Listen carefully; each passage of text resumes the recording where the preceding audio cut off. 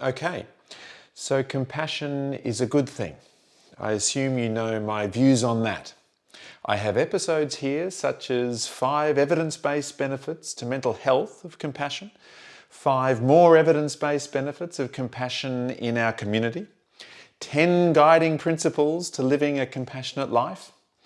So yes, compassion is a good thing, but our compassion is not boundless. And it's useful to be aware of this, reflect on it a little, and work out what might get in the way of our own compassion.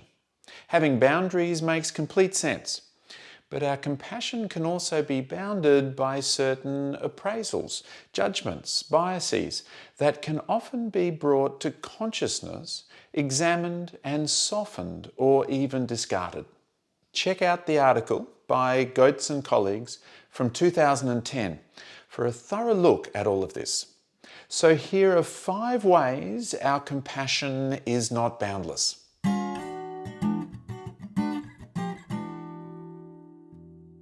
First, the relevance, closeness or similarity of the sufferer to the self and/or the goals and values of the self.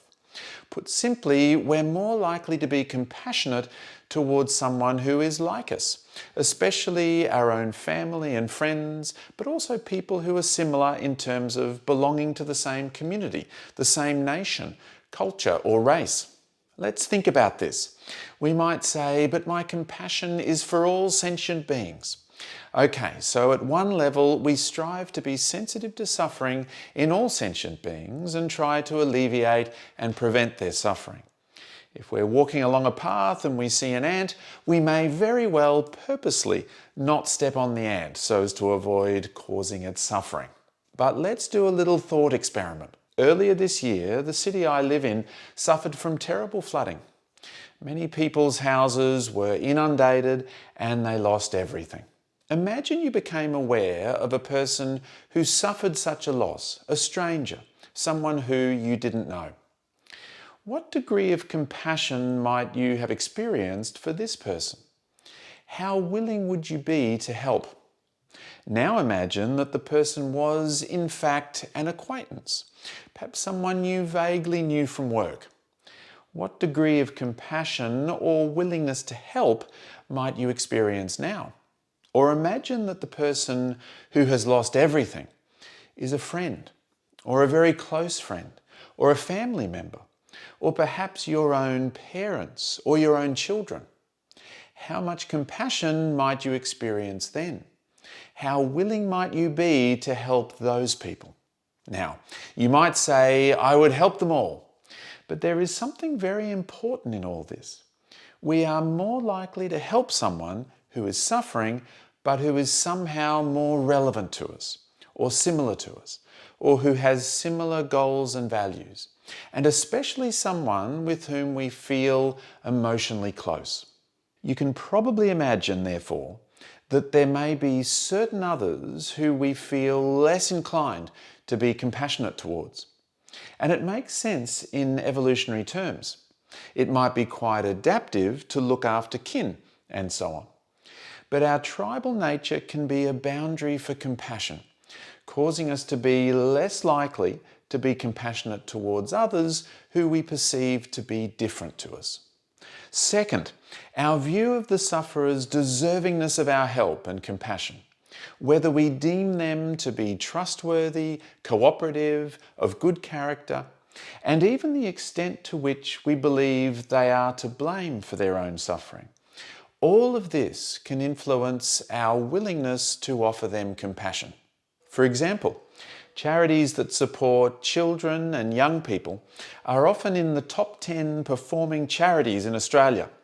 Charities such as the Smith Family, World Vision Australia, Police Citizens Youth Clubs work hard to support children and young people who are suffering due to no fault of their own. Children are often seen as quite blameless in their suffering.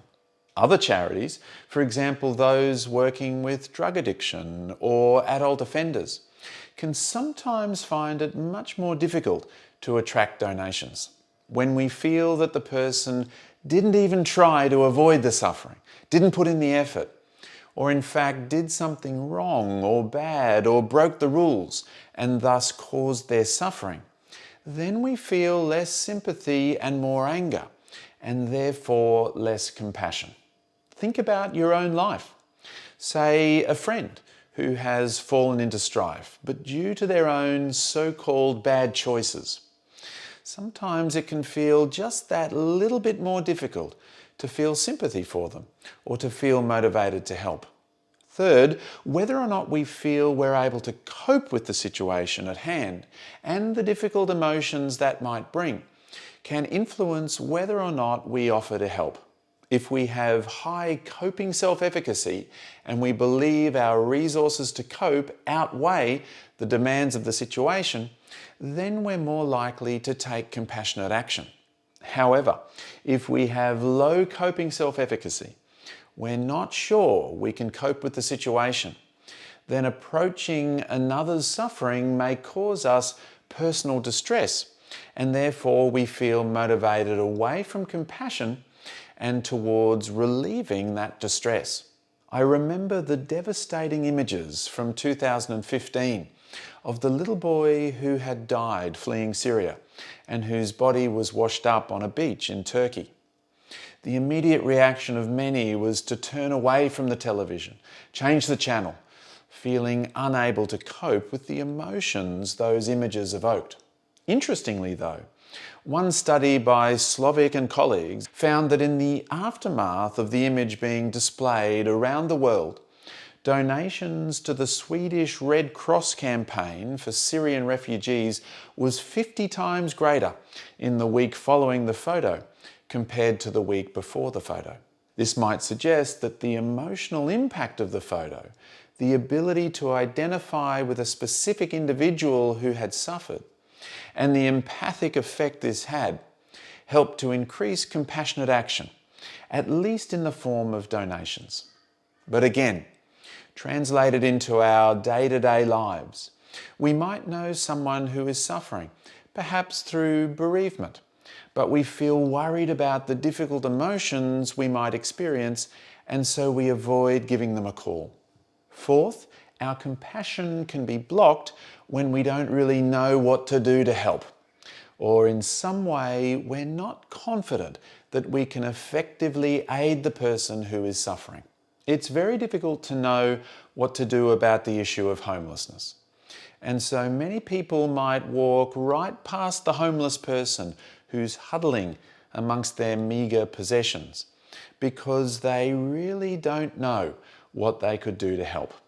It takes a lot of wisdom to be compassionate, and practice, and genuine attempts to help, and then reflecting and reviewing the help given and how effective it was before perhaps trying again.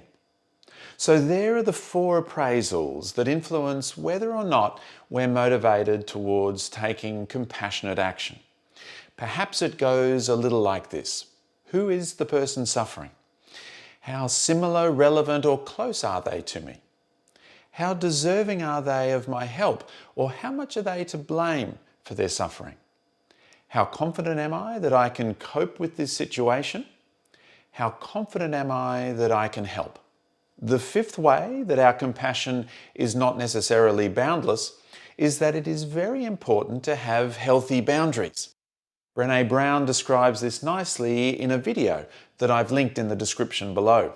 She defines boundaries as working out what's okay and what's not okay, and there's the boundary. And if we can work that out and be kind and clear about our boundaries, then we can be more loving, more generous, and more compassionate. And I always remind myself about the flows of compassion here.